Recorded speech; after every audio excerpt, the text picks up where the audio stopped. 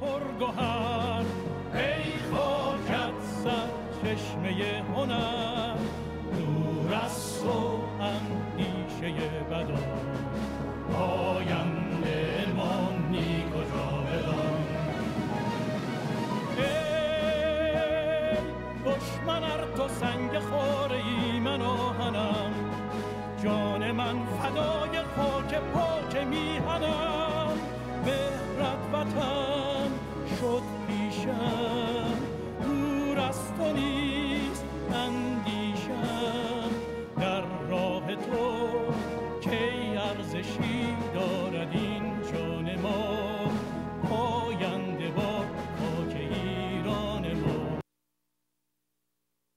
دوستان عزیز، خیلی خوش اومدیم به برنامه فارغ التحصیلی کلاس فارسی کانون.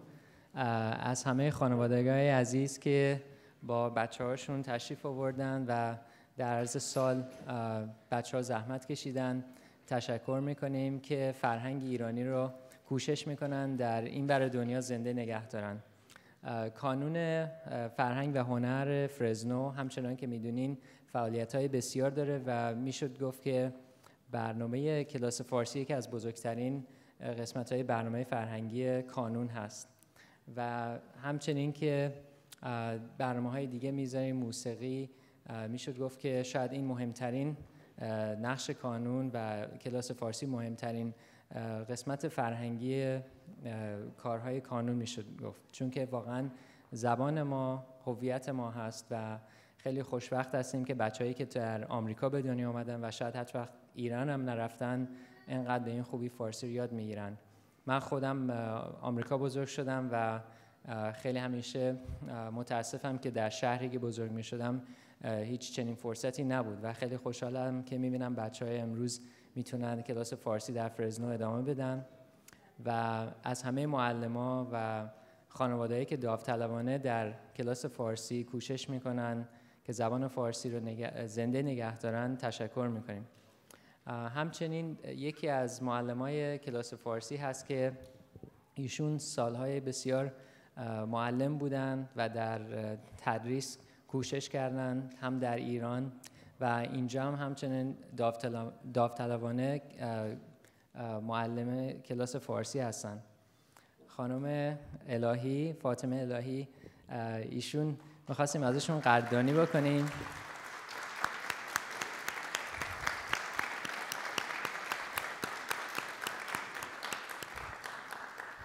که ایشون همیشه همچنین که خانم ملک میگن از همه معلم ها اول هستن و تا آخر میمونن و با بچه‌ها با خیلی محبت و دقت باشون کار میکنن.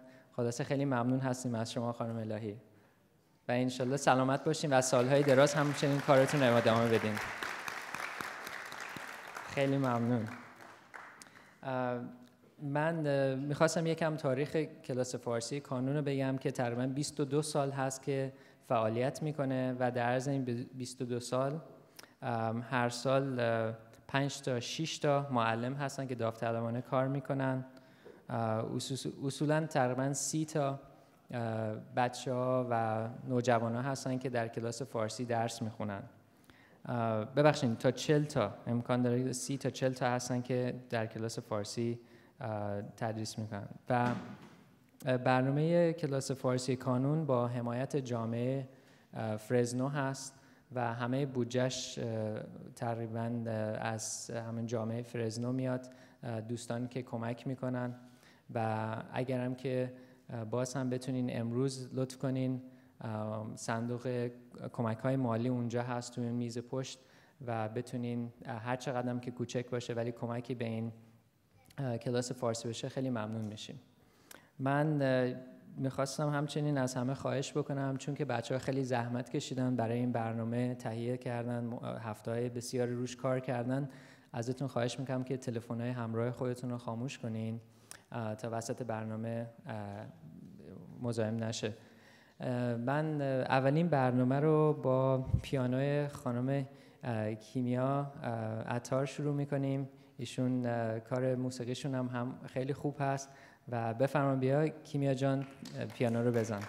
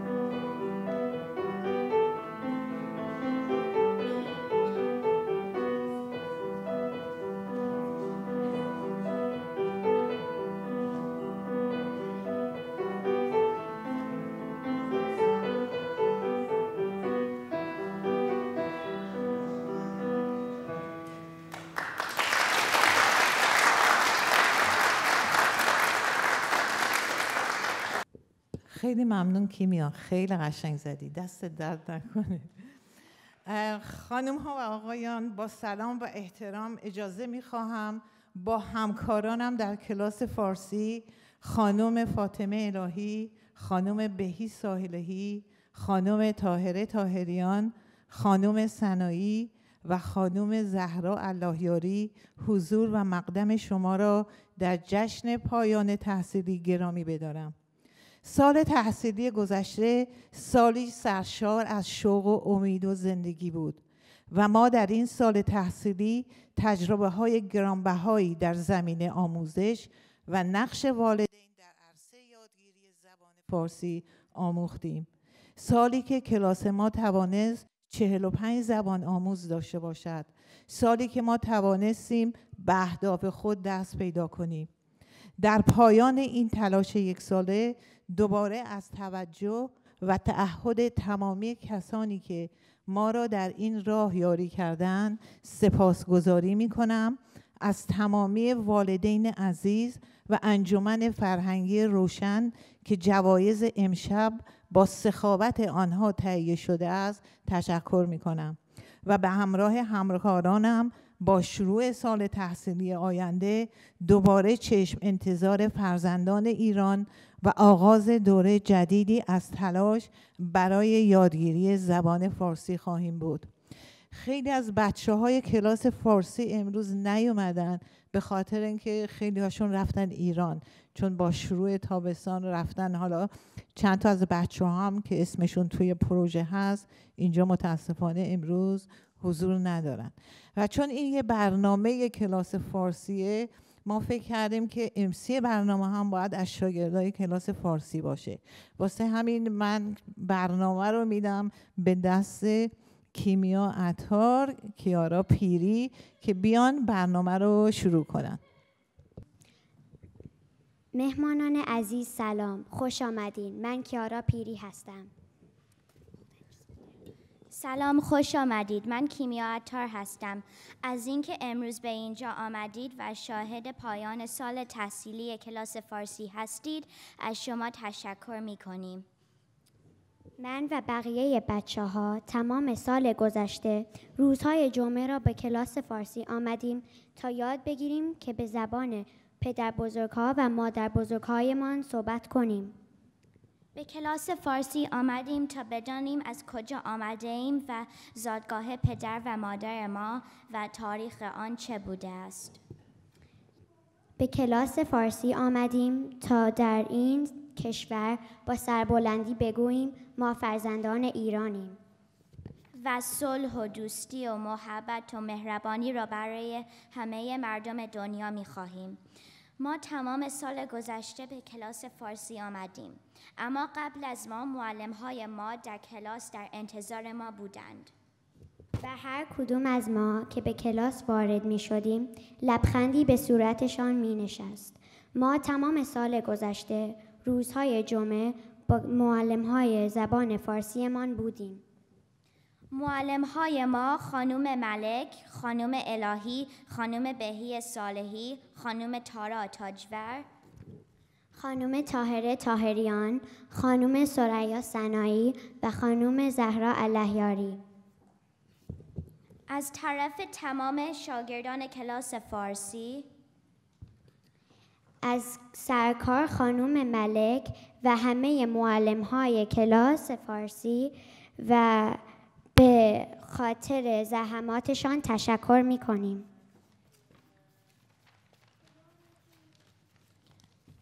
دو کمک معلم عزیز هم داشتیم، روشنک فرشیدپور و محمد رضا زرندی.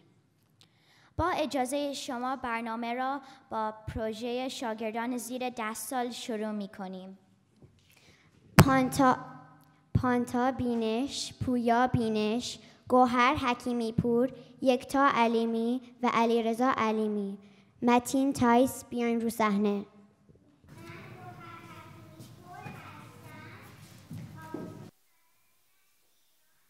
دارم میرم شیراز. پروژه من جای تاریخی شیرازه.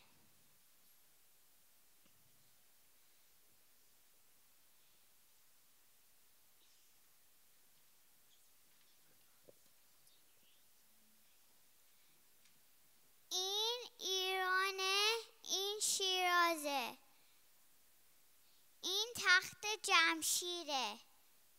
این آرامگاه کوروشه. این لشکر رستامه. این باغ اهرامه.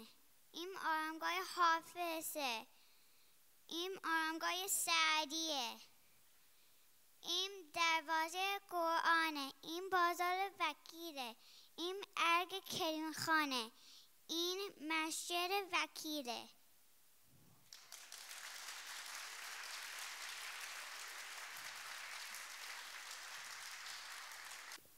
ماست، پرتقال، سیب، هندونه، توت فرنگی، هلو.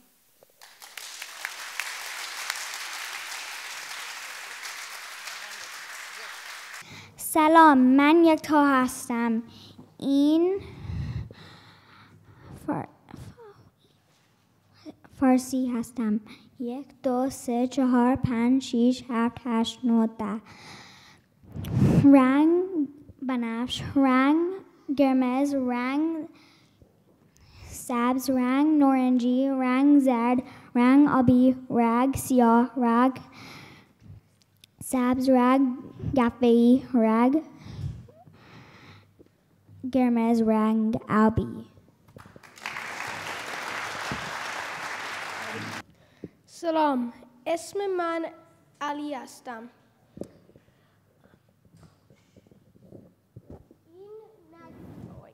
این نقشه ایران است. پایتخت ایران تهران است. دریای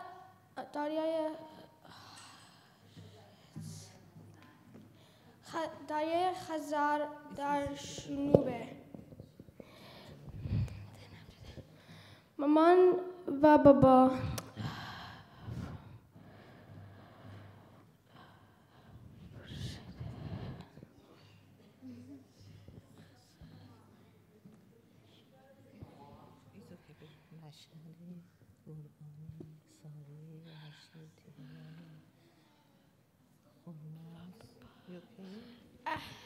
اهل گرگانند.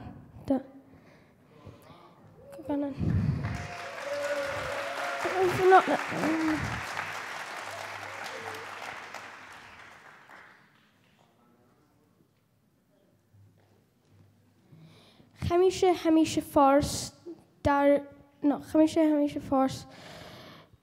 جنوبه.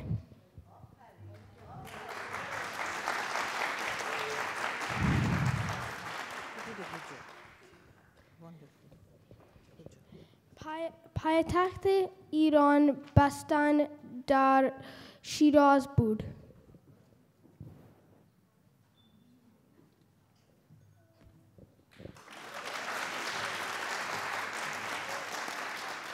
پریا عطار، تارا و ایدن وولمن، روژین و آیرین لاج لطفاً به صحنه بیایید.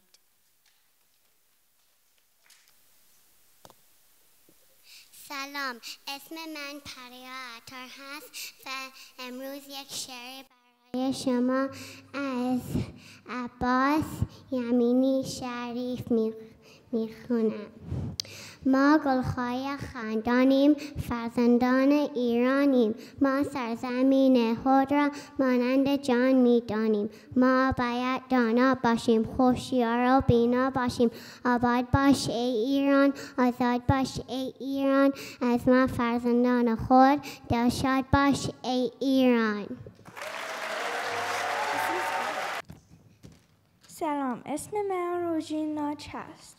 تابستان در ایران. من تابستان به ایران رفتم. من به خانه مامان بزرگ رفتم.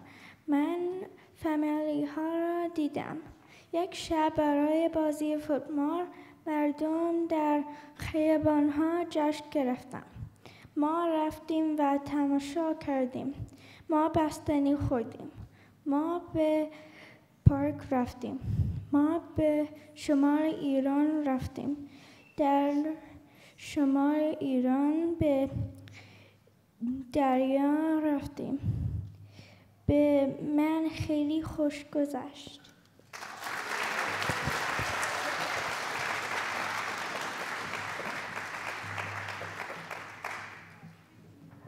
سلام، من ایدن هستم. سلام، من اسم تارا هستم. دویر از پیچ دره بچه آهو میان بوته‌های سبز و خوشبو، فضای جنگل انبوه پر شد، پر از صدای پرنده‌های پرگو. به روی شاخه می جنبید جوانه، فضای باغ مملو از ترانه. به روی تاگ و پشتی بار دیگر پرستو می‌گذارد آشیانه.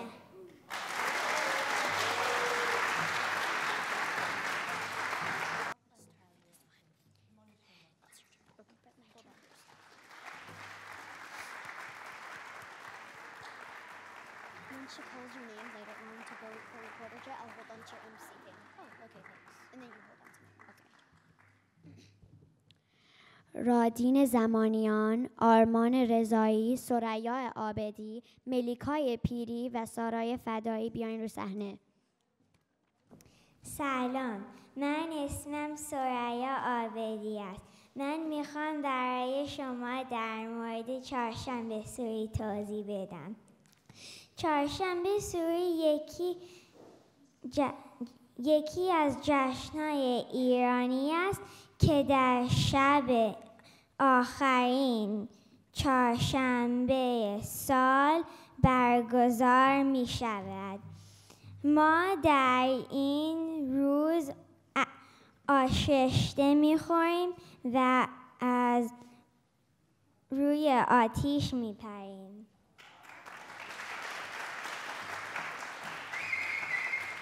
سلام، اسم من ملیکا پیری هست.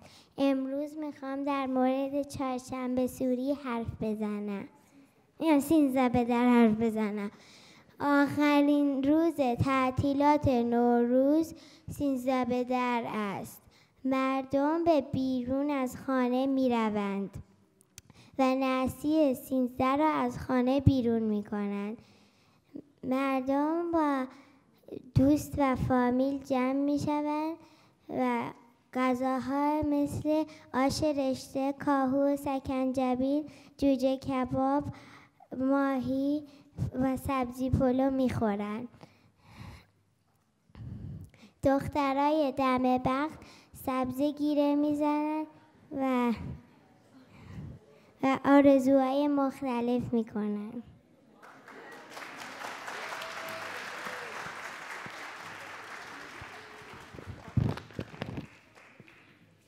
سلام، اسم من آرمانه. الان من شعر فردوسی میخوام بخوانم که مازندران شهر ما یاد باد، همیشه برو بومش آباد باد.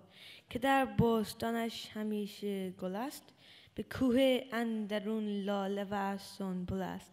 هوا خوش گوار و زمین پرنگار، نه گرم و نه سرد و همیشه بهار. نوازنده بلبل به باغ اندرون، گرازنده آهو به راه اندرون. گلاب است گویی به جویش روان، همه شاد گردد ز بویش روان. دی و بهمن و آذر و فروردین، همیشه پر از لاله بینی زمین. همه سال خندان لب جویبار، به هر جای باز شکاری بکار. سراسر همه کشور آراسته، ز دیبای و دینای و ز خواسته. بتان پرستنده با تاج و زر، همه نام داران به زرین کمر. خیلی ممنون. من خواستم یه توضیح بدم که این بچه‌ها این متن رو به صورت فارسی میخونن، فینگلیش نیست. شعرت کو؟ اصلا انگلیسی نداره.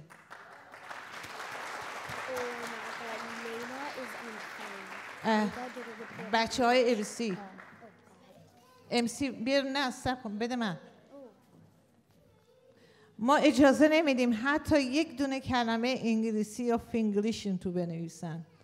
تمام فارسی. هر بچه‌ای که میاد اینجا برنامه رو اجرا میکنه کامل فارسیه، حتی یک دونه لغت انگلیسی رو ما اجازه نمیدیم که بنویسن، باید اینو یاد بگیرن. قبل از اینکه شاگردان بزرگتر پروژهشان را ارائه دهند، می‌خواهیم کمی از فردوسی صحبت کنیم. فردوسی یکی از بزرگترین شاعران زبان فارسی است. لطفاً یاران فردوسی به صحنه بیایند. ملیکا پیری، ساغر بشیری، علیرضا صفاریان و کیمیا عطار. فردوسی یکی از بزرگترین شاعرای نامی ایران و ایرانیان است. نام و آوازه فردوسی در همه جای جهان شناخته و ستوده شده است. شاهنامه فردوسی به بسیاری از زبانهای زنده جهان برگردانده شده است. در ایران روز 25 اردیبهشت به نام روز بزرگداشت فردوسی نامگذاری شده است. فردوسی کشاورز و کشاورزاده بود. شاهنامه تنها داستان شاهان ایران نیست و سراسر پند و اندرز و سفارش برای توجه و محبت به هم نوع است. بیا تا جهان را به بد نسپاریم، به کوشش همه دست نیکی دهیم. نباشد همان نیک و بد پایدار، همان به که نیکی بود یادگار.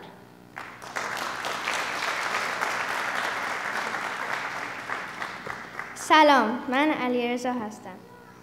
فردوسی مدت‌ها در مورد تاریخ ایران مطالعه کرد و 30 سال طول کشید تا فردوسی شاهنامه را به صورت شعر در بیاورد. فردوسی میگوید: بسی رنج بردم بدین سالسی، عجم زنده کردم بدین پارسی. در هر داستان شاهنامه قهرمان واقعی آن داستان راستگو، درست کردار و دارای خصایل نیکو و پسندیده است. داشتن خصوصیات انسانی میتواند فرد را قهرمان واقعی داستان کند.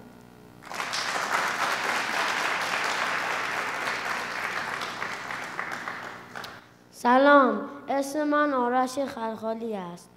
فردوسی سعی کرد که زبان پارسی را به ایرانیان بازگرداند. فردوسی قصد داشت با قلمش به مردم یادآوری کند که چه بودند.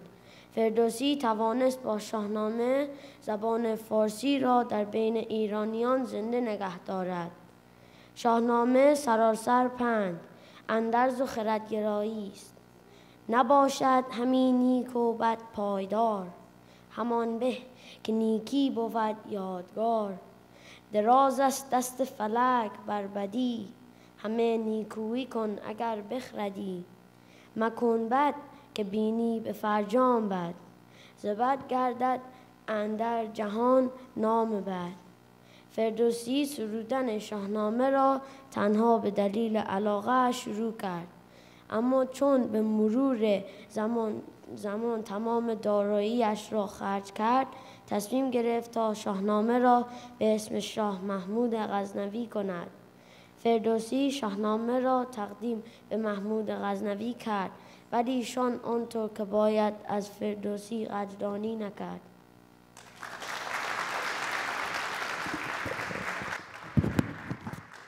سلام، اسم من کیارا پیری است. در تاریخ آمده است که چند سال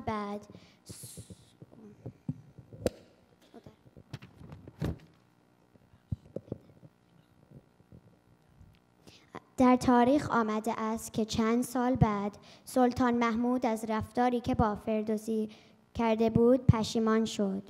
شاه فرمان داد تا ثروت فراوانی را برای او بفرستند، اما روزی که هدیه شاه را برای فردوسی بردند خیلی دیر شده بود و فردوسی درگذشته بود. از فردوسی تنها یک دختر به جا مانده بود که او نیز هدیه سلطان محمود را قبول نکرد. شاهنامه یکی از بزرگترین گنجینه زبان پارسی است. فردوسی یک وطن پرست واقعی بود. نباشد همین نیک و بد پایدار، همان به که نیکی بود یادگار.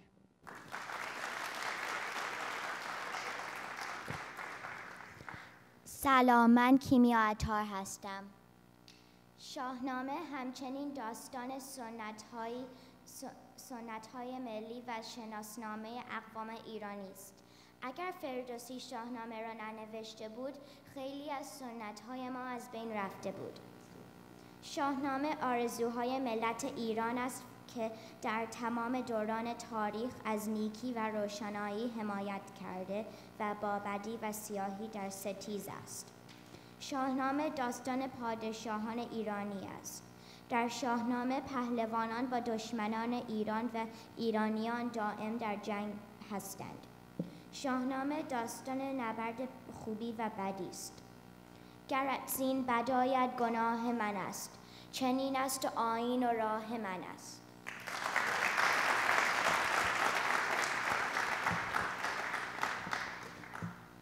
سلام، من ساغر بشیری هستم. شاهنامه از حدود 60,000 بیت تشکیل شده و دارای 3 دوره اساطیری، پهلوانی و تاریخی است. شاهنامه داستان نبرد خوبی و بدی است و پهلوانان جنگجویان این نبرد دائمی در هستی اند. دوره اساطیری، این دوره از عهد کیومرث تا ظهور فریدون ادامه دارد. تمدن ایرانی در این زمان به وجود آمد. کشف آتش، جدا کردن آهن از سنگ و کشاورزی کردن در این دوره صورت می‌گیرد. در پایان این دوره ضحاک، دشمن پاکی و سمبل بدی، به حکومت می‌نشیند. اما فریدون به کمک کاوه آهنگر و با حمایت مردم او را از میان می‌برد و دوره جدید آغاز می‌شود. چو کاوه برون شد ز درگاه شاه، بر او انجمن گشت بازارگاه. خروشان همی رفت نیزه به دست، که ای نامداران یزدان پرست. کسی کو هوای فریدون کند، سر از بند ضحاک بیرون کند. دوره پهلوانی، دوره پهلوانی از پادشاهی فریدون شروع می شود. در این عهد دلاورانی مانند زال، رستم، سهراب و امثال آنان ظهور می کنند. همی تاخت سهراب چون پیل مست، کمندی به بازو کمانی به دست. همی ماند رستم از او در شگفت، ز پیگارش اندازه ها برگرفت.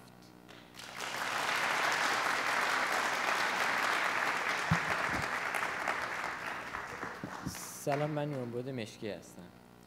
دوره تاریخی، در این زمان اسکندر مقدونی به ایران حمله می کند، داریوش سوم را می کشد و به جای اون بر تخت می نشیند.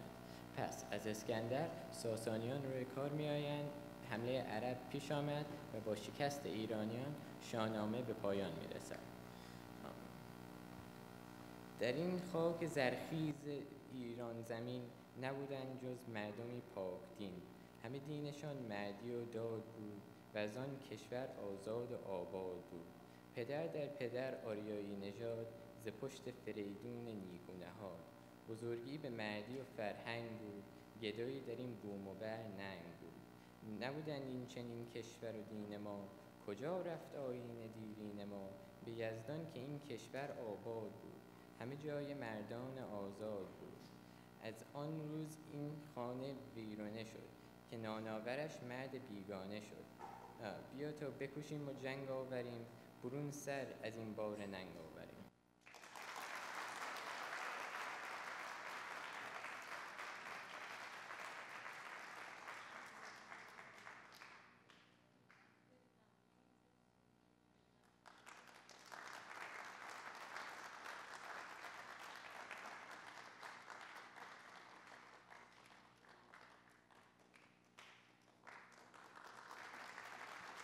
من اینجا باید از خانم الهی تشکر کنم که با این بچه ها کار کردن و بچه ها به این قشنگی فردوسی رو به شما معرفی کردن.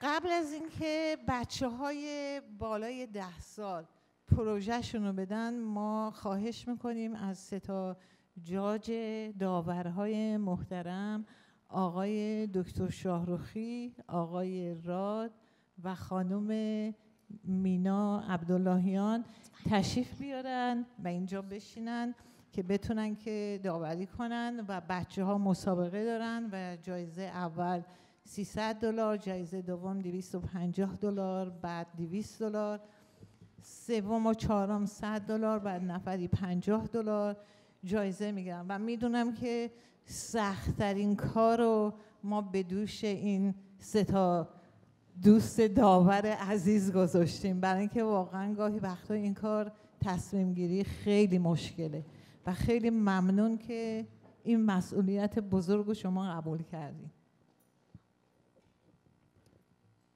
نوبت ارائه پروژه های شاگردان بزرگسال رسیده است. ما از داوران آقای دکتر شاهرخی، آقای دکتر راد و خانم مینا عبداللهیان تشکر می‌کنیم. جوایز شامل نفر اول $300، نفر دوم $250، نفر سوم $200، نفر چهارم و پنجم هر کدوم $100 و بقیه شرکت کنندگان نفری $50 جایزه میگیرند. برنامه را با آرش خلخالی شروع میکنیم. زن ننگ وجود است، زان سبب پیچیده به غیرینه چادری. پیشگویی درباره آزادی زنان. بسته در زنجیر آزادی است سر تا پای من. بردم ای دوست آزادی بود مولای من. چیست آزادی؟ ندیدم لیک میدانم که اوست. مرهمی راحت تر سان بر زخم تن فرسای من. کهنه شد افسانه‌ات ای آدم، آخر گوش کن. داستانی تازه میخواند تو را حوای من. دختر فردای ایران دختر امروز نیست. گر بخواهی ورنه برگیرند بند از پای من. من نخواهم دید آن ایام دولت ریز را، لیک خواهند دیدنش آن کو بود همتای من. هان و هان ای دختران، خیزید و همدستان شوید. رهنما گر باید آنک چامه قرای من. تا نپنداری که چادر سد راه توست آنک. گو مرا کافر شناسد شیخ زین فتوای من. نور چشما دخترا آینده اندر دست توست. قدر نعمت را بدان ای گوهر یکتای من.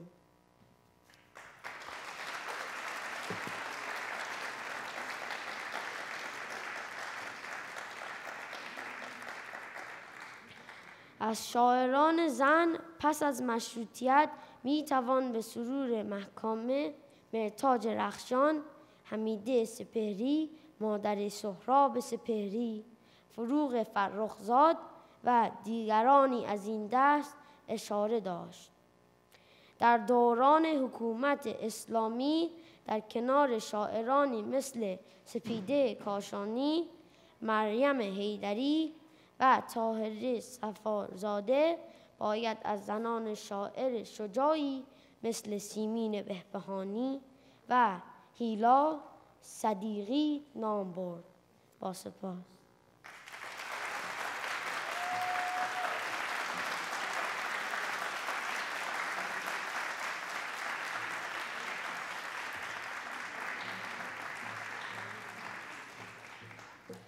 آرش متشکریم. از لیلا اسحاقی دعوت می‌کنیم تا برایمان آهنگ میخوام برم کو را بنوازد.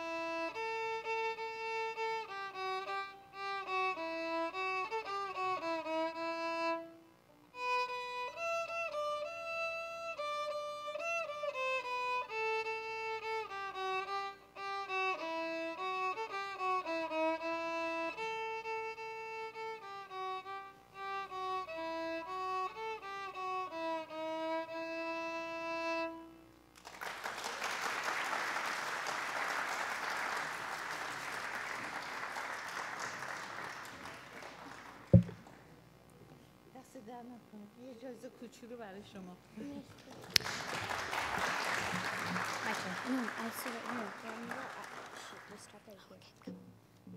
خیلی خوب بود لیلا جان.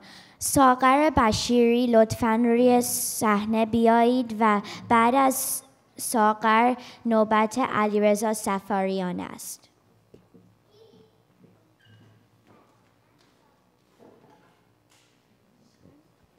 سلام، من ساغر بشیری هستم و پروژه من درباره آرش کمانگیره. یکی از داستانهای زمان کودکی که همیشه برام جالب بوده افسانه آرش کمانگیر بوده. چون آرش نماد فداکاری و از خودگذشتگیه، برای همین هم من این افسانه تاریخی رو انتخاب کردم.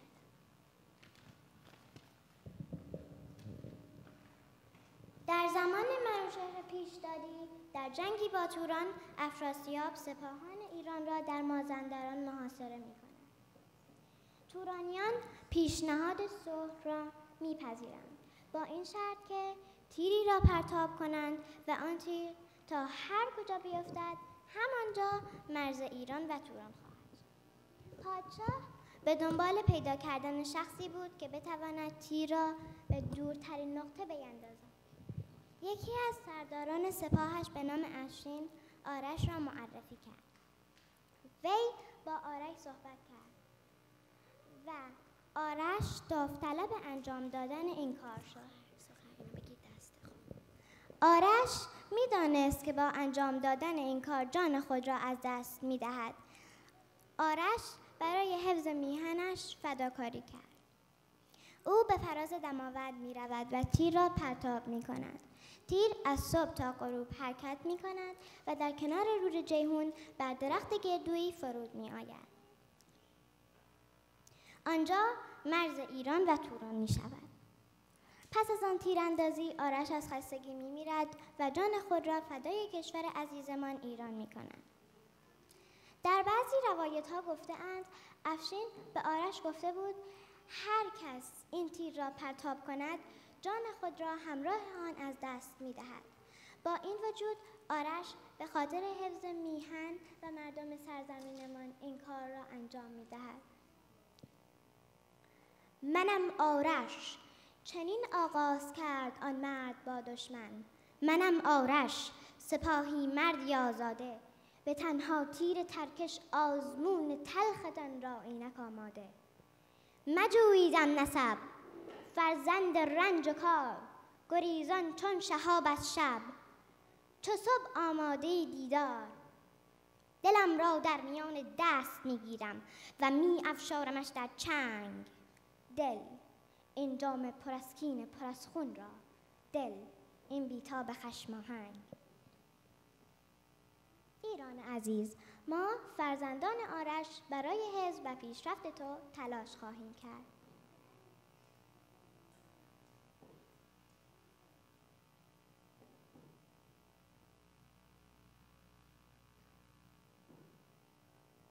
با سپاس.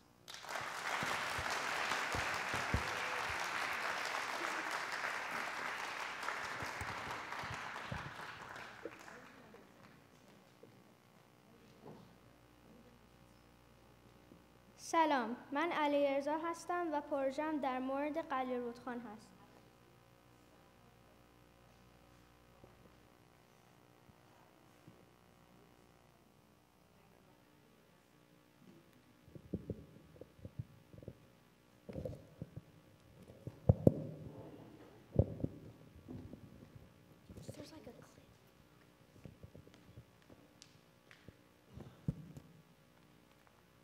سلام، من علیرضا هستم و پروژه‌ام در مورد قلعه رودخان هست. قلعه رودخان بزرگترین قلعه ارتشی در ایران است که در 25 کیلومتری شمال غربی شهر فومن در استان گیلان قرار دارد. این قلعه زیبا حدود 1000 سال پیش، یعنی 300 سال بعد از میلاد، در زمان ساسانیان ساخته شد و بعدها در سال 11 و 12 میلادی در زمان سلجوقیان مرمت گردید. جنس این بنا از ساروج است. در زمان قدیم ساروج از آهک، تخم پرندگان، الیاف طبیعی مثل موی انسان و پشم حیوانات ساخته می شده است. مساحت آن حدود 5 هکتار می باشد و بر روی 2 قله بلند به ارتفاع 715 و 670 متر ساخته شده است و در آن 65 برج قرار دارد. قلعه رودخان به 1000 پله معروف است، چون برای رسیدن به آن کوهنوردان باید به اندازه 1000 پله بالا بروند و از میان کوههای جنگلی عبور کنند. این قلعه ارتشی به خاطر شیب تند اطراف و جنگل‌های انبوه و مه‌آلود از موقعیت دفاعی خوبی برخوردار بوده است، چرا که سربازان در داخل قلعه به خوبی به ناحیه وسیعی از جنگل دید داشتند. از طرفی درون دیوارهای قلعه شیارهای مستطیل شکلی قرار داشته که به هنگام حمله دشمنان سلاح‌ها در آنجا قرار می گرفت و از این طریق سربازان از قلعه دفاع می کردند. ناگفته نماند که این قلعه محل جنگ‌های میرزا کوچک خان جنگلی نیز بوده است. باران و رطوبت زیاد هوا باعث رویش گیاهان بسیار در لابلای دیوارهای قلعه می شده است که آن را زیباتر کرده است. شاید روزی شما هم بتوانید از این بنای خیلی قشنگ دیدن کنید. از توجه شما متشکرم.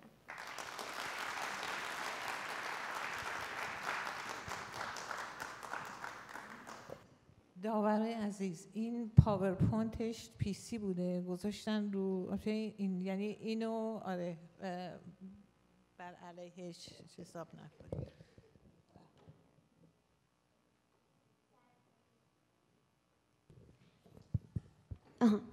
در این زمان 10 دقیقه استراحت می کنیم.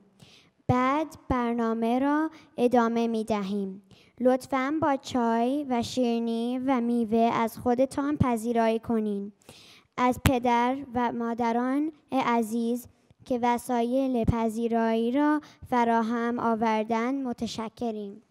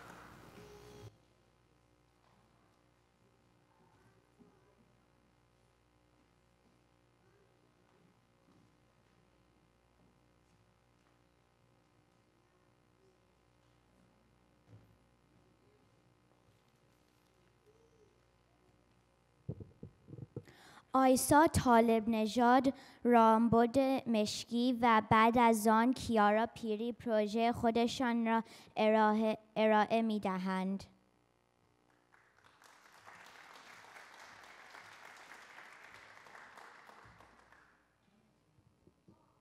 سلام، من اسمم آیسای طالب نژاد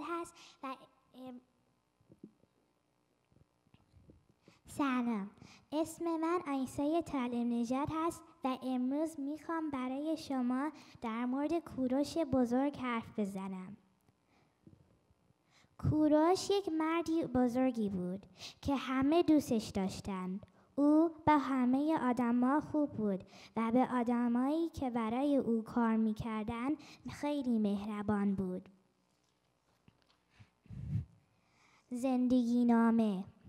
کوروش در سال 600 در سرزمین آشنان پرژا به دنیا آمد.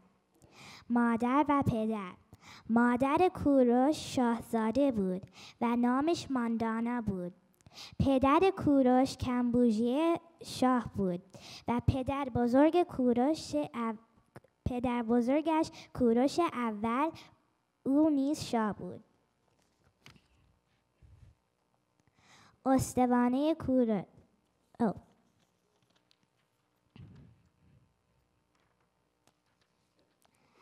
همسر و فرزندان. شهبانو اومیتیس همسر کوروش بود و کمبوجیه دوم فرزندش بود که شاه شد. فرمان روایی.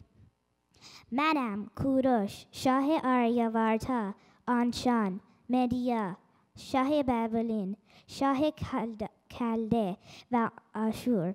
کوروش بزرگ بر 4 گوشه جهان حکومت میکرد. قلمرو او بس بزرگ بود. استوانه کوروش. استوانه کوروش اولین استوانه حقوق بشر بوده که 2600 سال پیش درست شده. این استوانه خیلی مهم هست.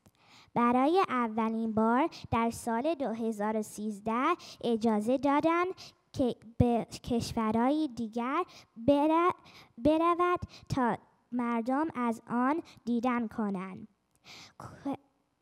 گروهی هم هستن که اینجا کنار دستتون نشستن و این استوانه را در لس آنجلس دیدن، از جمله خودم و پدرم. اولین بار من استوانه را در لس آنجلس دیدم. رفتم موزه مالبو و همه جای موزه را گشتم تا به اتاقی که استوانه را گذاشته بودن رسیدم. دیدم که روی استوانه چیزایی نوشته بود.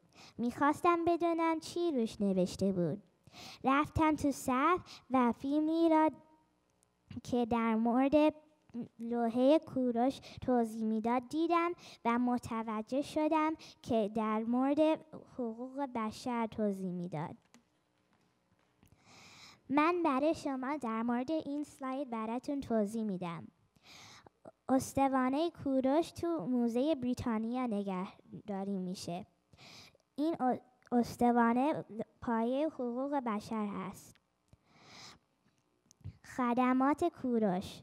کوروش بزرگ تمامی سرزمینا را یک پارچه کرد و آباد ساخت و یهودیان را آزاد کرد و به سرزمینشان باز کرد. وفات. کوروش یک ایرانی بود. او در ایران به دنیا آمد، پادشاهی کرد و در ایران از دنیا رفت و به خاک سپرده شد. مقبر او در پاسارگاد است.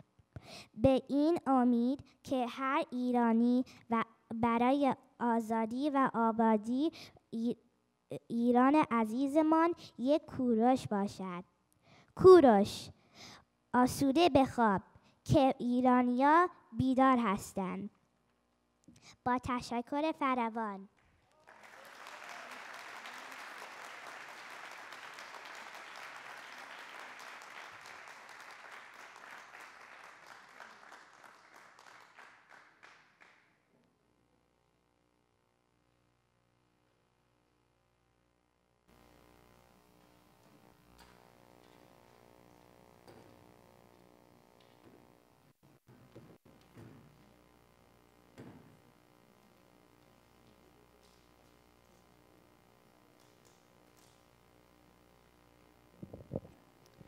سلام، من رامبد مشکی هستم و پروژه‌مو راجع به شهرضا نوشتم. اول میخوام یه ذره راجع به اسم شهرضا حرف بزنم. این شهر اول شکارگاه شاهان بود. برای همین شاهان اینجا یک کلبه درست کردن برای وقتی میان شکار کنن میرفتن اون تو میخوابیدن و این کارا. برای همین اسم این شهر شد کلبه شاه که به لهجه خودشون میشد کمشه که به مرور زمان تبدیل شد به قمشه. بعدن سال 1303 رضاخان پهلوی داشت از این شهر رد میشد، اسم این شهر رو عوض کرد به شهرضا. اما نمیدونیم اسمش رو کرد شهرضا برای اینکه خودش شاهرضا بود یا برای امامزاده شاهرضا که اینجا خاک شده. این شهر دور و برش فارس هست و اصفهان، مبارکه، سمیرم و نسبتاً گرم و خشک است و به یه بر میخورد به زردکو و سفیدکو و به اون ور میخوره به کویر. این شهر در دوران صفویه بزرگ شد برای اینکه در اون دوران پایتخت اصفهان بود و این شهر به اصفهان خیلی نزدیکه. این شهر اما اولش شکل یه قلعه بود که یه دروازه بسیار بزرگ داشت و توش 7 محله بود. هر محله برای خودش یه تکیه داشت و آب انبار و حموم، اما هر 7 محل به همدیگه وابسته بودن و همین مثل یه شهر بودن. در دوران صفویه خیلی مهم شد و بزرگ شد، اما وقتی محمود افغان به ایران حمله کرد رفت که اصفهان رو بگیره، تو راهش این شهر رو خراب کرد. بعداً به مرور زمان این شهر دوباره درست شد برای اینکه وسط فارس و اصفهانه، برای همین تاجران میمدن اینجا خرید و فروش کنن. حالا میخوام راجع به آثارهای تاریخیش حرف بزنم. این بازار شهره که در دوران صفویه درست شده و اول وسط شهر بود اما بزرگتر و بزرگتر شده، اما هنوز وسط این بازار یه چارسوق هست و یک گنبد که برای کاروانسرای قدیمی درست شد. این مسجد جامع است که در دوران سلجوقیان درست شده، از یه میناره و یک گنبد از آجر ساده درست شده. اینم امامزاده شاهرضا است که امامزاده شاهرضا اومده بود از مأموران داشت در میرفت، اومده بود تو این شهر قایم شه، اما مأموران پیداش کردن، تو یک غار کشتنش و سرشو بردند. در زمان صفویان قالیبافی به اوج خود رسید. فرش اردبیل از معروفترین فرش‌های این دوره است. از آخر قرن 20 دوباره قالیبافی پیشرفت زیادی کرده، به طوری که 80% فروش فرش در جهان از کشور ایران است. مواد مورد نیاز قالی: پشم از مهمترین مواد مورد مصرف در تهیه فرش‌های با دوام ایرانی است. بیشتر این پشم‌ها از گوسفندان نژاد ایرانی گرفته می شود. بعد از شستشو و ریسندگی کلاف‌های نخ را رنگ می کنند. از پنبه، ابریشم و پشم شتر هم برای بافت فرش استفاده می شود. بافت فرش ابریشمی کاری سخت و دقیق است. به همین دلیل است که فرش‌های ابریشمی گرانتر هستند و بیشتر برای زینت دیوار به صورت تابلو به کار می‌روند. در بافت فرش کوشش می شود که از رنگ‌های طبیعی که معمولاً گیاهی هستند استفاده بشود، مانند پوست انار و گردو و پسته و همچنین از زعفران و گلرنگ و سماق. امروزه از رنگ‌های شیمیایی هم در بافت فرش استفاده می شود، ولی خیلی در مقابل نور و آب دوام ندارند. در بافت قالی مثل بافت پارچه از تار و پود استفاده می شود. در بافت فرش دو نوع گره وجود دارد: گره ترکی و گره فارسی. در بافت قالی از ابزارهای مانند کاردک، قیچی و شانه استفاده می شود. طرح فرش ایرانی به قسمت‌های مختلف نامگذاری شده است: گلیمباف، حاشیه، لچک، کلاله، کتیبه و تورنج. تورنج در مرکز فرش است و یکی از موارد شناخت قالی است. فرش ایران به طرح‌های مختلفی دسته‌بندی شده است: طرح شاه عباسی، طرح آثار باستانی، طرح گلدانی، طرح درختی، طرح خشتی، طرح محرابی، طرح افشان، طرح ایلی و طرح اشاعری و غیره. فرش تابلوهای استاد فرشچیان از معروفترین فرش‌های مینیاتور هستند. ایران همچنین بافنده بزرگترین فرش جهان است. گرانترین فرش جهان که مربوط به قرن 17 است، در جون 2013 در نیویورک به مبلغ 34 میلیون دلار به فروش رفت. فرش‌های گرانبهای خود را با دقت نگهداری کنید که آنها محصول دست‌های پینه‌بستی میلیون‌ها هنرمند ناشناس هستند. دستانشان توانا باد.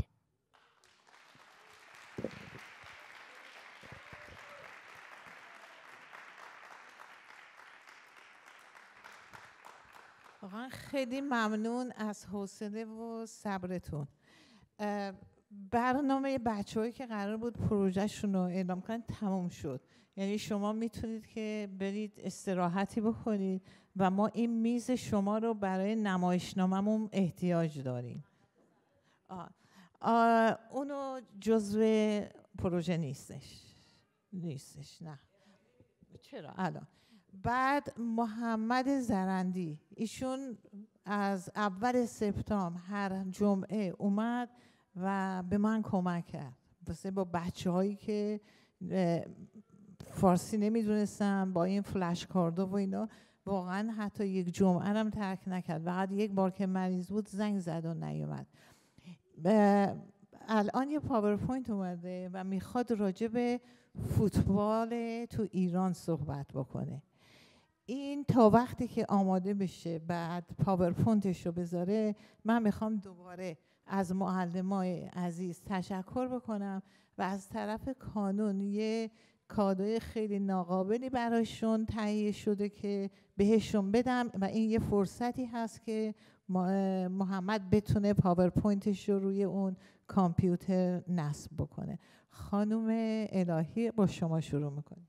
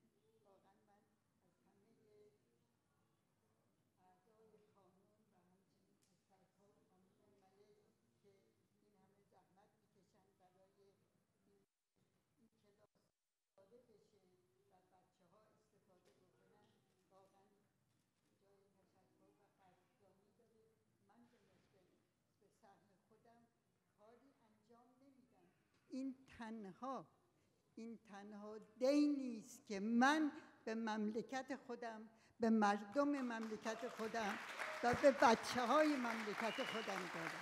این تنها دینی.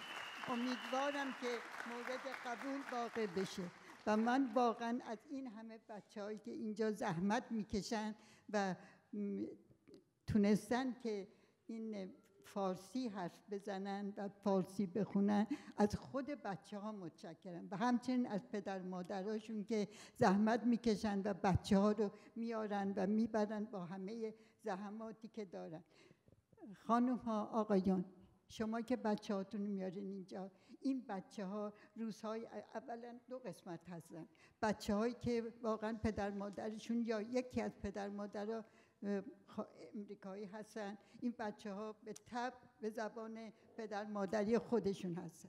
اون پدر مادرایی که فارسی حرف میزنن، خب بچه ها توی خونه یه مقدار با کلمات فارسی آشنا هستن، ولی وقتی که اومدن اینجا بعضی هاشون واقعا هیچی نمیدونستن و بعد از 1-2 سال من میبینم که این بچه ها، من خودم شخصا وقتی که باهاشون، اونایی که فارسی نمیدونن اصلا، باهاشون صحبت میکنم، میفهمن.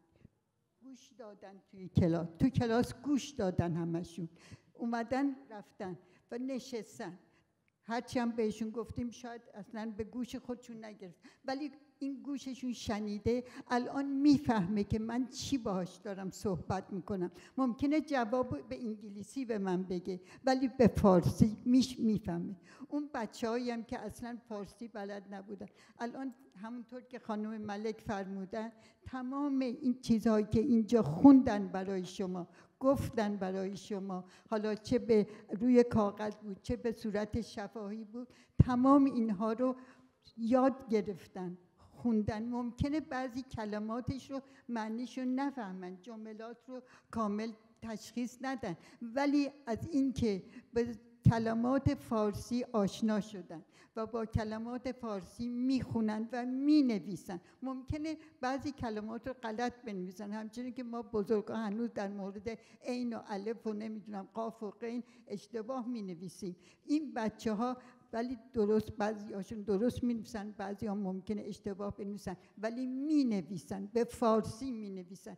این بزرگترین هدیه است که ما می‌گیریم از این بچه‌ها و این باعث میشه که این زبان شیرین و گرانبهای فارسی بمونه پشت در پشت و برای سالها بچه‌های ما خودشون رو بشناسن و در دنیا شناخته بشن.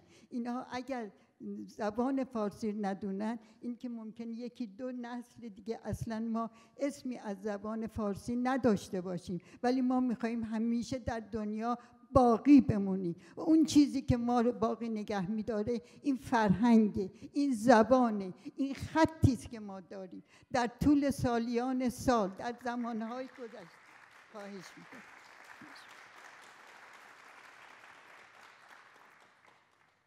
ما خیلی رویداد ناهنجار در مملکتمون دیدیم، از قدیم الایام افتادیم، بلند شدیم، ولی اون چیزی که ما رو در درجه اول بلند کرده و قوت بهمون داده فرهنگمون بوده، زبانمون بوده، خطمون بوده. همدیگر تو دنیا پیدا کردیم و همین باعث ماندگاری ما شده. امیدواریم که همیشه باقی بمونیم. متشکرم.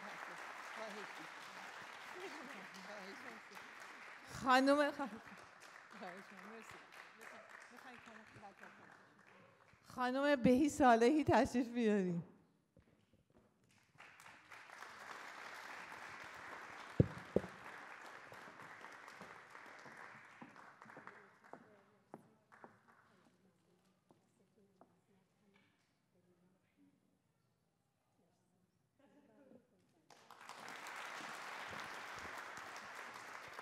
خانم طاهره طاهریان.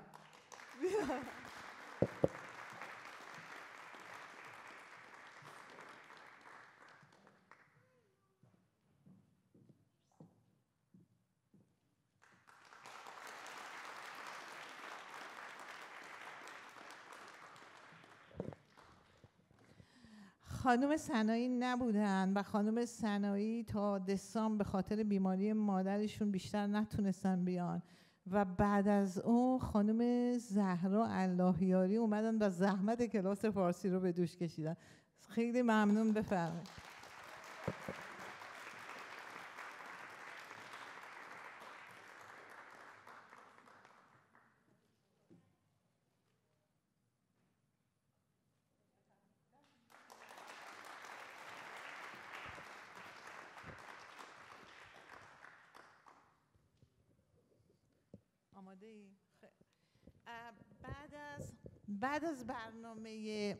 بعد از برنامه محمد که حدود 5-6 دقیقه هست، ما نمایشنامه موش دنبالیده رو داریم. موش دنبالیده نمایشنامهش همش حدود بین 10 دقیقه بیشتر نیست. یه نمایشنامه خیلی کوتاهی که بچه‌ها اجرا میکنن. بعد این یه فرصتی میده که به داورهای ما تصمیمشون رو بگیرن و بیان جوایز رو بدن و به این صورت برنامه رو ختم میکنه. و واقعا خیلی ممنون از صبر و تحملتون. روز یک شنبهتون رو با ما گذراندین. بیا. اینو میخوای دستت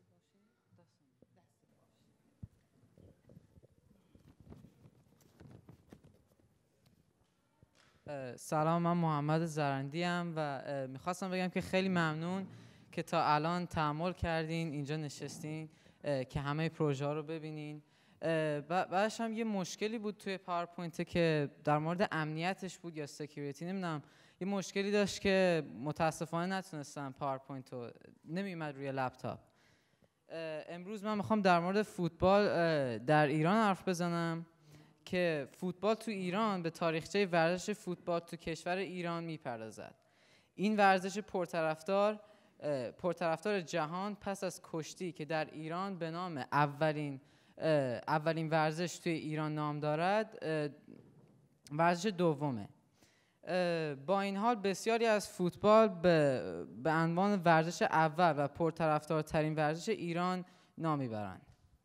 فوتبال در زندگی بسیاری از ایرانیان نفوذ کرده.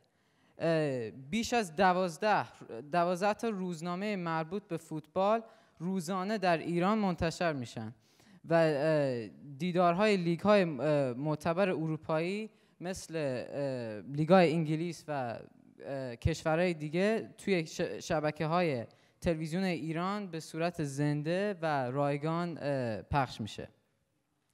تاریخچه فوتبال ایران پیش از انقلاب. برای اولین بار در ایران فوتبال در شهر مسجد سلیمان در استان خوزستان آغاز شد و اولین استادیوم در این شهر به دست مهندسین انگلیسی به بهره برداری رسید و اولین مسابقه فوتبال در آنجا بین مردم بومی مسجد سلیمان و انگلیسی‌ها برگزار شد. نخستین ایرانی که در یک تیم فوتبال به طور رسمی بازی کرده شخصی به نام کریم زندی بود که در سالهای 1287 تا 1297 هجری خورشیدی در بین انگلیسی‌ها و در تیم‌هایی که آنها در ایران ترتیب داده بودند بازی می‌کرد. برای نخستین بار یک انجمن به نام انجمن ترقی و ترویج فوتبال در سال 1300 در تهران تشکیل شد.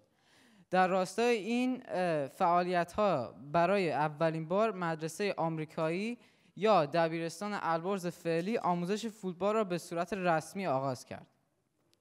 در سال 1308 اولین مسابقه رسمی در ایران با تیم بادکوبه شوروی برگزار شد. در سال‌های 1312 و 1313 تغییرات زیادی در فوتبال و ورزش ایران اتفاق افتاد و انجمن ملی تربیت بدنی و پیش آهنگی تأسیس شد تا اینکه در سال 1314 و 15 به ترتیب تعداد 152 و 367 تیم در ایران موجود بود. در سال 1316 حسین صدقیانی پس از بازگشت از اروپا مسئول گسترش فوتبال در ایران شد. در سال‌های 1317 و 18 تیم ملی فوتبال ایران تشکیل شد و برای نخستین مسابقه با افغانستان دیدار کرد. ورزشگاه امجدیه در ایران در این سال تأسیس شد. در سال 1325 فدراسیون فوتبال ایران تأسیس و 1 سال بعد از عضویت فیفا پذیرفته شد. اولین رئیس فدراسیون فوتبال ایران علی کنی نام داشت. تا دهه 50 خورشیدی خیلی ببخشید گم کردم. تا دهه 50 خورشیدی خیلی اتفاق افتاد توی ایران برای فوتبال ایران. ببخشید. در این دهه نخستین جام باشگاه‌های ایران به نام تخت جمشید آغاز به فعالیت کرد. بیرون از پایتخت مهمترین مراکز این ورزش گیلان و خوزستان بودند. تیم ملی ایران برای نخستین بار در سال 1357 به جام جهانی راه یافت و در همان سالها در اوج فوتبال آسیا قرار گرفت. پس از انقلاب بعد از انقلاب ایران 3 بار به جام جهانی صعود کرد. اولین بار به جام جهانی 1998 فرانسه رفت که اولین بردش با تیم آمریکا بود که 2-1 برد. ایران با مربیگری برانکو ایوانکوویچ توانست به راهی جام جهانی 2006 آلمان صعود کنه. امسال هم برای 2014 ایران صعود کرده به جام جهانی با سرگروه بودن گروهش. فوتبال باشگاهی. استقلال و پرسپولیس 2 باشگاه شهر تهران قطب‌های اصلی فوتبال ایران هستند.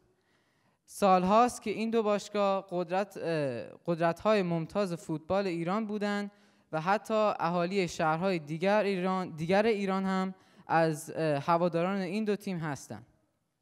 از زمان آغاز لیگ برتر و قهرمانی تیم‌های چون سپاهان اصفهان، سایپای کرج، فولاد خوزستان و پاس تهران اول شدند. تعداد تماشاگران توی لیگ برتر خیلی اختلافات زیادی دارن. مثلا توی بعضی از بازی‌ها کمتر از 500 نفر تماشاگر هست و تو بعضی از بازی‌ها بیشتر از 100,000 نفر تماشاگر هست. تراکتورسازی پرتماشاگرترین تیم لیگ برتر است. به گفته مدیر باشگاه تراکتورسازی این تیم در سال 1389 حدود 482,000 هوادار رسمی داشته که چندین برابر هواداران ثبت شده رئال مادرید، یکی از باشگاه‌های پرطرفدار دنیا است. قرارداد جواد نکونام با باشگاه استقلال با قیمت 5.3 میلیارد تومان بود که او را برای گران قیمتترین بازیکن تاریخ ایران تبدیل کرد. جام حذفی ایران. مسابقات جام حذفی ایران برای نخستین بار در سال 1855 آغاز شد و قهرمان اولین دوره که در سال 1356 مشخص شد تیم ملوان بندرعزلی بود که تراکتورسازی 4-1 برد. باشگاه‌های ایرانی در مسابقات بین‌المللی. باشگاه‌های ایرانی تاکنون 3 بار در جام باشگاه آسیا به قهرمانی رسیدند. استقلال تهران 2 بار در سال 1349 و 1370 و پاس تهران 1 بار در سال 1372 به قهرمانی در این بازی‌ها دست یافت. استقلال الهلال عربستان و سونگام کره جنوبی هر کدام با 2 قهرمانی و 2 نایب قهرمانی دومین باشگاه پرطرفدار آسیا شدند. زنان در فوتبال ایران. شرکت در المپیک سنگاپور. تیم فوتبال دختران ایران در المپیک جوانان سنگاپور 1389 مشارکت کردند. این بازی‌ها با مسابقه ایران مقابل ترکیه اتفاق افتاد. سپ بلاتر در استادیوم تماشاچی این بازی بود. او گفت به عنوان رئیس فدراسیون بین‌المللی قبول دارم که درهای فوتبال باید روی همه فرهنگ‌های جهان باز بشه. این هدف فوتباله که همه دختران در همه جای دنیا فوتبال بازی کنن. خیلی ممنون و من میخوام برای آخر بگم که خیلی خوشحالم که تونستم کمک کنم به کلاس فارسی و خیلی ممنون که تا اینجا گوش دادید.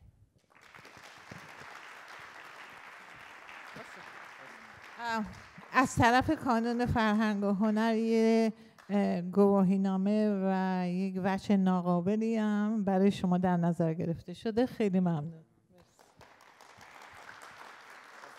خواهش می‌کنم. مرسی. انشالله که سال دیگه هم دوباره بیای کمک کنی. حتما. خیلی ممنون. مرسی.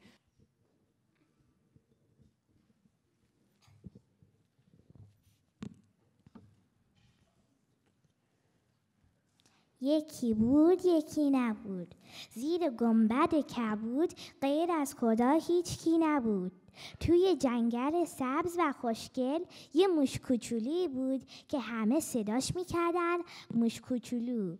یک شب نزدیک تابستون که همه بچه ها سرگرم امتحاناتشون بودن و برای تعطیلات تابستون آماده می شدن، موش کوچولو داشت میرفت پیش مادر بزرگ که دمش به در گیر کرد و کنده شد.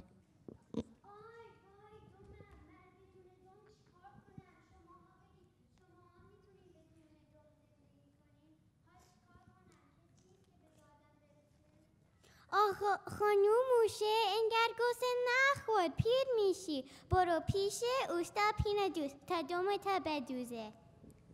خانوم موشه میره پیش پینه دوز. پینه دوز دممو بدوز. فردا که تابستونه و موقع گشت و سفره همه دم دارن من دم ندارم. چشم ولی من فقط نخ ندارم. من کش واکس میزنم. برو از حیات نخ بگیر تو من دمو تو رو بدوزم. خانم موشه دمش را گرفت فرد تا رسید به خیاط.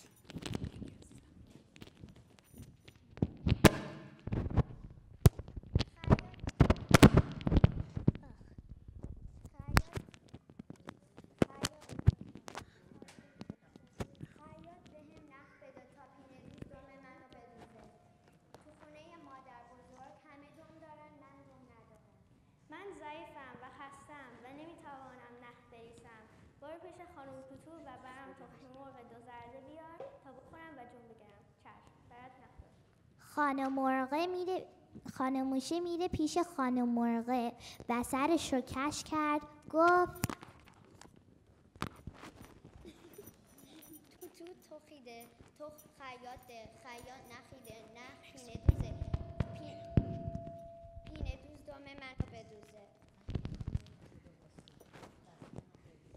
تا به هم ارزن ندی که تخم نمیذارم. برو پیش توتی بقال یه کمی ارزن بگیر تا به تخم دو زرده بدم. خانم موشه میره پیش توتی.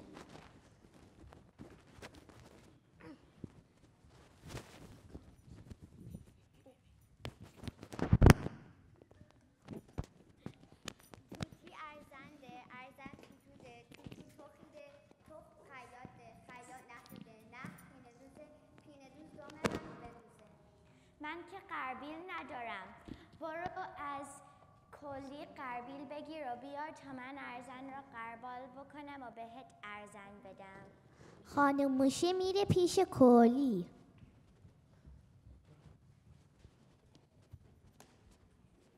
کلی قربیل ده قربیل توتی ده توتی ارزن ده ارزن توتو ده توتو تخی ده تخ خیاط ده خیاط نخیده نخ پینه دوزه پینه دوز دم منو بدوزه. باید بری از بازی کمی پشم بگی تا من قربیل برات درست کنم. خانم موشه قصه سربسته ما به ناامیدی میره پیش بازی.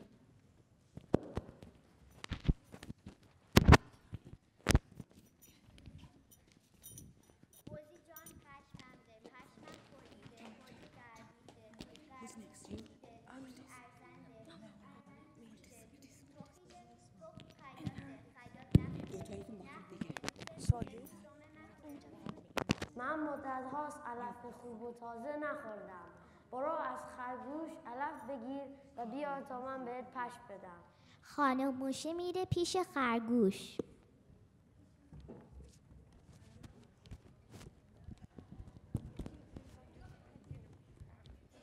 خرگوش علف ده، علف بزیده، بزی پشمم ده، پشمم کلیده، کلی گربیده، گربیل توتیده، توتی ارزنده، ارزن توتوده، توتو تخیده، تخ خیاطه، خیاط نخوده، نخ پینه دوزه، پینه دوز دوم منو بدوزه.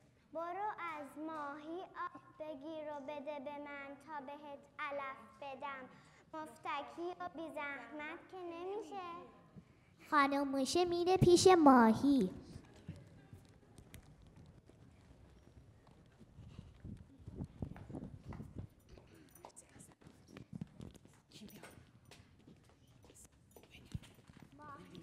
Singing all it's in the best. علف بزیده، بزی پشمم ده، پشمم کلیده، کلی گربیده، گربیل توتیده، توتی ارزنده، ارزن توتوده، توتو تخیده، تخ خیاطه، خیاط توتیده، نخ پینه دوز دوم منو یا این آب با خرگوش. ماهی به موشه آب داد و خانم موشه آب را داد به خرگوش و از خرگوش علف گرفت.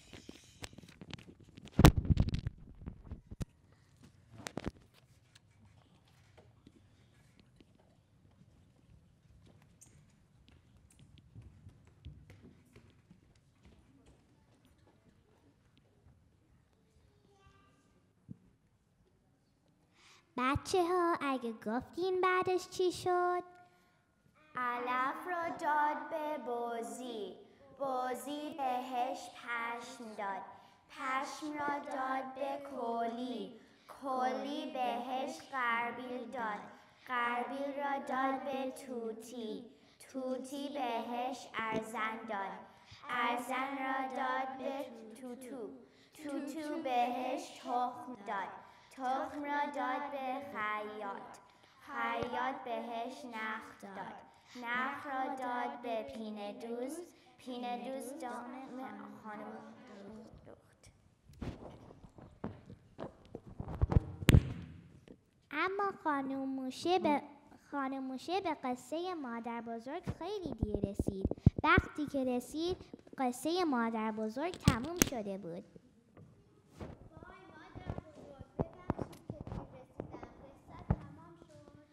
خوش آمدید. فردا برات قصه میگم. حالا پشین. این خوراکی ها رو بخورین و برین تو پارک بازی کنین و شاد باشین.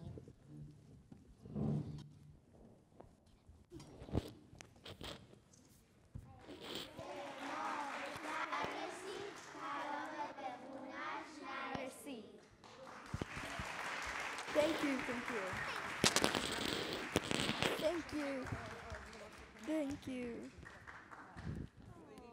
Thank you, thank you. Thank you, thank you. Thank you. آقای دکتر شاهرخی دیگه آخرین مرحله برنامه دست شماست. Hello. Thank you.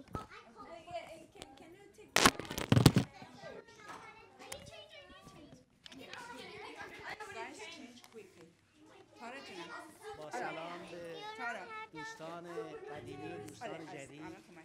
این افتخار بزرگیه که Hello. Hello. من 2 سال محبت میکنم. من واقعا از صمیم قلب Hello. تشکر میکنم. Thank you, thank you. چون موهام سفید شدن فکر میکنم که دوست دارن. Thank you. Hello. Thank you, thank you. Hello. از این موقعیت با داوران دیگه رأی گیری شد و خدمت شما عرض کردم نتیجه این رأی گیری و چکایی که توش هست و مبالغی که توش هست الان اعلام میکنم. ولی قبل از اینکه اینا رو اعلام بکنم میخواستم بگم که خانم افشاری از طرف خانواده ها میخوان تشکر بکنن. خواهش میکنم تشریف داشته باشید بعد از جایزه بچه‌ها که دریافت کردن که خانم افشاری تشریف بیارن اینجا و صحبتشون رو بکنن. خدمت شما عرض کنم که 2 نفر پنجم شدن. یکیش هست آقای رامبد مشکی، تشریف بیارن اینجا.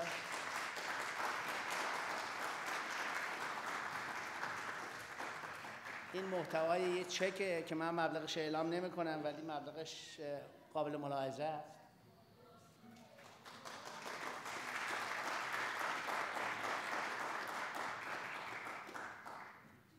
بازم نفر پنجم آقای علیرضا سفریانه و یه دونه کارت سرآفرین از خانم پروین و کانون میگیره به اضافه یه چک مثل که آقای سفریان تشریف برده. Okay. Probably everybody is changing.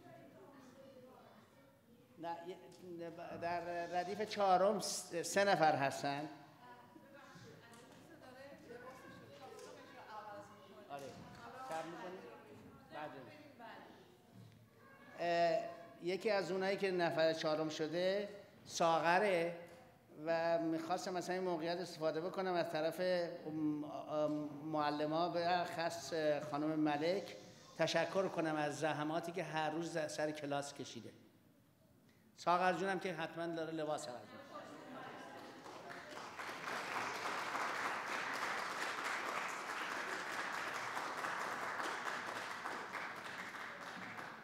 نفر بعدی که ردیف 4 شده خدمت شما عرض کنم که آیسا طالب نژاده و آیسا جون تشریف بیارن اینجا و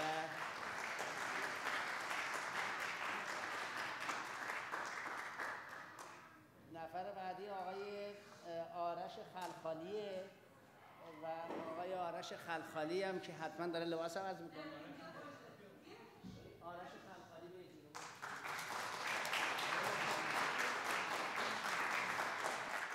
نفر سوم لیلا اسحاقیه و لیلا جون بیاد.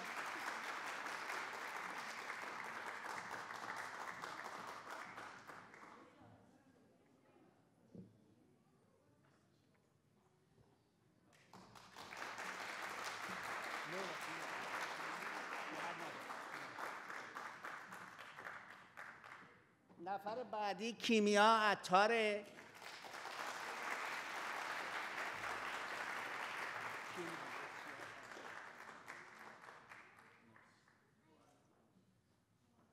و نفر اولم هست کیارا پیری.